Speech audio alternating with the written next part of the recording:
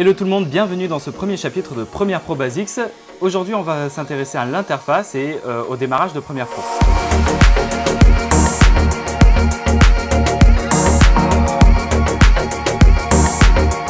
On va donc lancer Premiere Pro.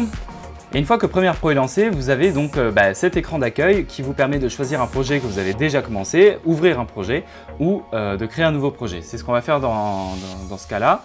Donc on va renommer du coup notre projet, donc Premiere Pro Basics par exemple, et vous pouvez choisir l'emplacement du projet, c'est-à-dire où est-ce que vous voulez l'enregistrer. Juste après, vous avez trois onglets, Général, Disque de travail et Paramètres d'assimilation. Général, j'y touche pas trop. Paramètres d'assimilation, je vous invite à regarder mon tuto sur les proxys où je vous explique un peu de quoi il s'agit. En revanche, je vais modifier mes disques de travail parce que vous avez sûrement un espace qui est déjà défini par Premiere pour les disques de travail. Moi, je préfère les avoir identiques au projet, c'est-à-dire que tout ce que Premiere va générer, tout ce qui va être cache de médias, etc., va être rassemblé dans le même dossier dans lequel vous avez enregistré votre projet. Ce qui peut être très pratique parce que si vous changez d'ordinateur un jour, Premiere Pro n'aura pas besoin de recréer tous ces médias-là. Il aura juste à aller les chercher dans les dossiers qui sont juste à côté. Donc, on va laisser donc identique au projet sur tous ces petits menus-là. Et on va cliquer sur OK. Et voilà, vous avez la première interface de Premiere Pro. C'est un espace de travail qui est composé de différents panneaux.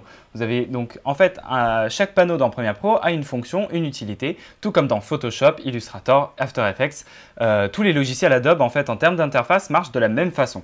Ces panneaux, vous pouvez les modifier, vous pouvez les déplacer et ainsi personnaliser votre espace de travail en fonction de vos besoins et de vos préférences.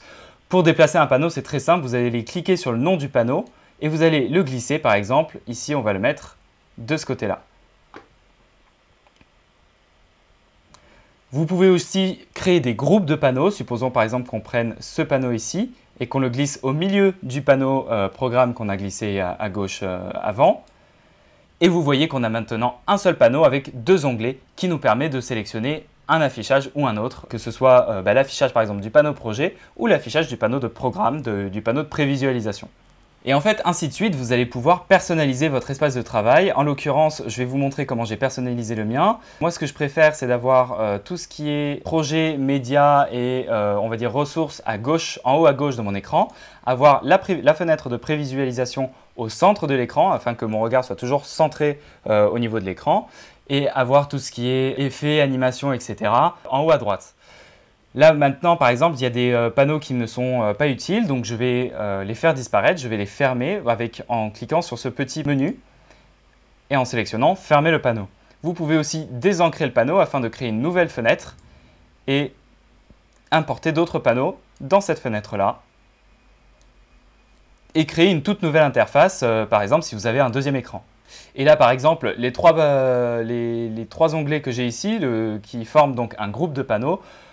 Les trois ne m'intéressent pas dans cet espace de travail-là, par exemple, parce que c'est un espace de travail que je vais utiliser uniquement pour faire du montage. Donc, je vais faire fermer. Alors, je peux choisir les paramètres du groupe de panneaux et fermer le groupe de panneaux. C'est-à-dire que je vais faire disparaître les trois interfaces qui étaient à l'intérieur du groupe.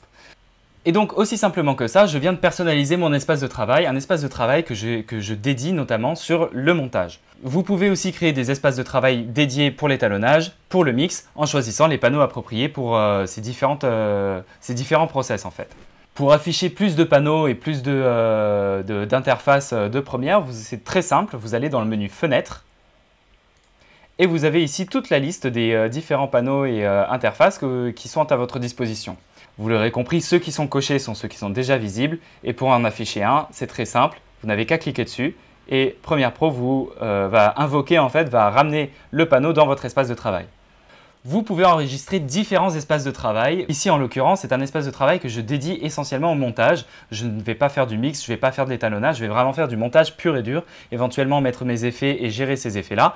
Donc, je n'ai pas besoin de plus de panneaux que ça.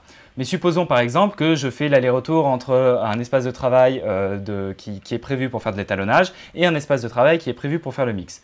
Plutôt que de resélectionner tous mes panneaux, de refaire toute ma disposition en permanence, je peux enregistrer ma préconfiguration. Pour ça, on va aller dans le menu Fenêtres, Espace de travail et Enregistrer en tant que nouvel espace de travail. On va le renommer. Donc montage démo, on va cliquer sur OK. Et quand on va dans les espaces de travail, vous pouvez voir que j'ai montage démo qui correspond à la disposition que je viens de créer. Alors pour vous montrer la suite, je vais passer sur mon espace de travail, mes espaces de travail que j'ai déjà créés. Vous pouvez voir d'ailleurs que j'ai une barre en haut avec différents espaces de travail, montage, étalo, mix, etc. Cette fenêtre-là, en fait, c'est la fenêtre espace de travail que vous pouvez trouver ici. Et dans laquelle vous pouvez choisir en fait quelle préconfiguration vous voulez avoir accès rapidement. Donc pour ça, vous allez cliquer sur les deux flèches ici et on va aller modifier les espaces de travail en bas. Et très simplement, en fait, ça se comprend assez vite. Dans le menu barre, par exemple, vous allez glisser les espaces de travail auxquels vous voulez avoir accès rapidement. Et dans le menu débordement, vous allez glisser tous les espaces de travail que vous n'utilisez pas au quotidien, par exemple. Donc pour l'instant, moi, ça me va. Je vais juste déplacer, par exemple, montage 2 et étalo 2 ici. Et vous allez voir que ça va se mettre à jour dans ma barre de raccourcis en haut. Et très simplement, en cliquant sur le nom de l'espace de travail sur lequel je veux travailler, par exemple, si je veux faire du mix, je vais aller cliquer sur ma fenêtre de mix et vous voyez que j'ai tous les panneaux dont j'ai besoin en fait pour faire du mix audio et de la même façon sur l'étalo ou pour revenir au montage. Premiere Pro avec le Creative Cloud vous offre désormais la possibilité d'enregistrer et de transférer en fait toutes vos préconfigurations dans le Creative Cloud pour pouvoir les récupérer absolument n'importe où.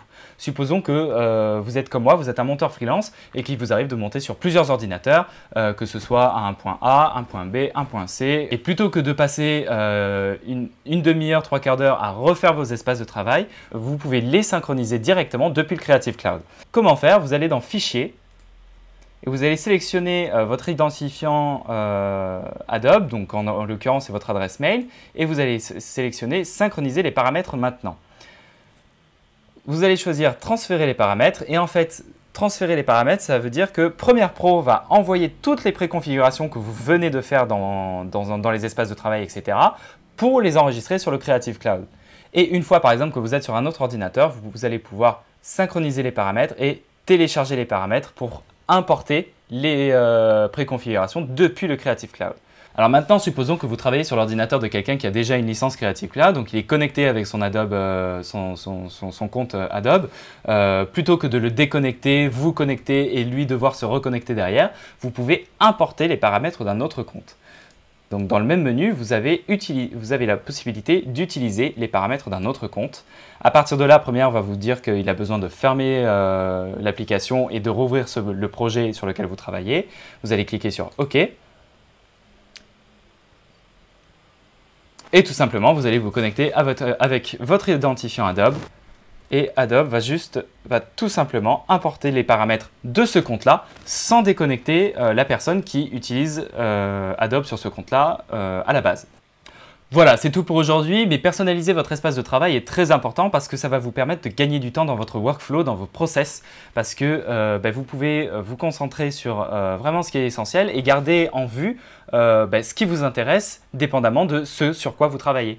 Que ce soit du montage ou de l'étalonnage ou du mix ou des effets directement, que sais-je. Vous n'allez pas forcément personnaliser tous vos espaces de travail tout de suite. Ça se fait au fur et à mesure de votre utilisation de Premiere Pro. Vous allez effectivement personnaliser votre espace en fonction de vos besoins, de la façon dont vous montez, etc., etc. De la façon dont ça vous est confortable en fait. Mais vous ne pouvez pas savoir comment vous êtes confortable en montage tant que vous n'avez pas fait de montage. Moi par exemple, il m'a fallu 2 ans d'utilisation de Premiere Pro avant de commencer à trouver une disposition qui me plaisait et qui me rendait confortable en fait au quotidien à utiliser. Comme d'habitude, si vous avez des questions, c'est dans les commentaires de la vidéo. N'hésitez pas à vous abonner à la chaîne pour ne pas rater la prochaine vidéo dans laquelle on parlera du panneau de projet, dans lequel on va importer nos médias, créer notre séquence, organiser tout notre projet et on se voit dans la prochaine vidéo. Ciao!